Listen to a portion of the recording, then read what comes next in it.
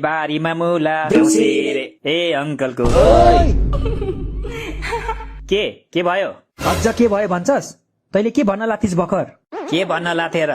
बारीमा मुला अंकलको चुला त भन्न लाथे नि मैले। ए चुला पो, मैले त अरू नै बुझिरहेको थिएँ। त आज भोलि धेरै बुझ्दैछस्? तँलाई खसी नपारी भएको छैन। कसलाई खसी पार्नु पर्ने हो? म पार्दिउ? औजार छ मसँग। पर्दैन अंकल, आफ्नो औजार आफैसँग राख्नुहोस्, आन्टीलाई काम लाग्छ। ह्या के डबल मिनिङ कुरा गरिरा? दक्षिणा माग्न अङ्कल आन्टीलाई, अब जानुपर्छ के? अंकल आन्टी हामीलाई दक्षिणा दिनु न, अब हामी जाने। हैट, यति छिटो दक्षिणा? त्यही नि यस्तो जे पाए त्यही भट्टाएर दक्षिणा पाइन्छ? अलि राम्ररी भट्टाव। खोइ छोड, म भट्टाउँछु अब।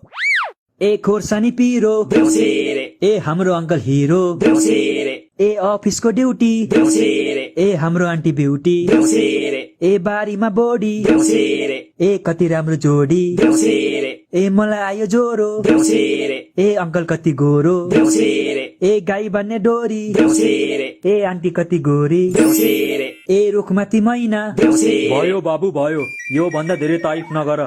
तारिफ सुन्ने बानी छैन के हाम्रो। हाम्रो होइन तिम्रो, मेरो त सबले तारिफ गर्छ। पैसा दिएर मेरो तारिफ गर भनेपछि त जसले नि गरिहाल्छ नि। के रे, मैले कसलाई पैसा दिएर तारिफ गर्न लाए? नदेखि नबोल है। नदेखि त तिमी पो बोल्छौ त बुढी। जो चोर उसैको ठुलो सोर।